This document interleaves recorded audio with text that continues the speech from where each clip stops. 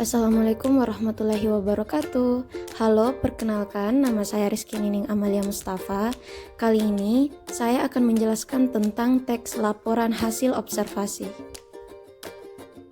Di bagian pertama ini, kalian akan mengetahui dan mengenal teks laporan hasil observasi. Jadi, teks laporan hasil observasi adalah teks yang berisi penjabaran umum tentang suatu objek atau fenomena berdasarkan hasil pengamatan secara langsung, sistematis, dan faktual. Teks ini menyajikan informasi objektif, bukan opini pribadi, mengenai ciri, sifat, fungsi, atau klasifikasi objek yang diamati. Selanjutnya ada tujuan teks laporan hasil observasi. Tujuan teks laporan hasil observasi ada 4. Yang pertama, bertujuan untuk menyampaikan informasi faktual berdasarkan hasil pengamatan. Yang kedua, bertujuan untuk melatih kemampuan berpikir kritis dan objektif kalian.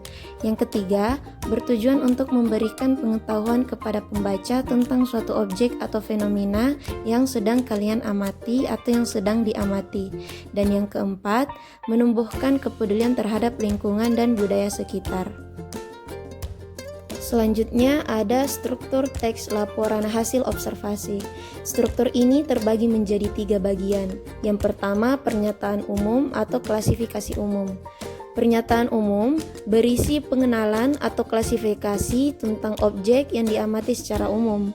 Contohnya, sekolah merupakan lembaga pendidikan formal tempat peserta didik memperoleh ilmu pengetahuan dan keterampilan. Yang kedua ada deskripsi bagian. Di deskripsi bagian ini akan menjelaskan tentang bagian-bagian, ciri-ciri, atau fungsi dari objek yang diamati secara lebih rinci.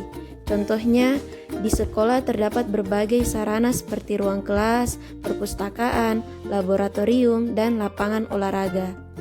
Yang terakhir ada deskripsi manfaat.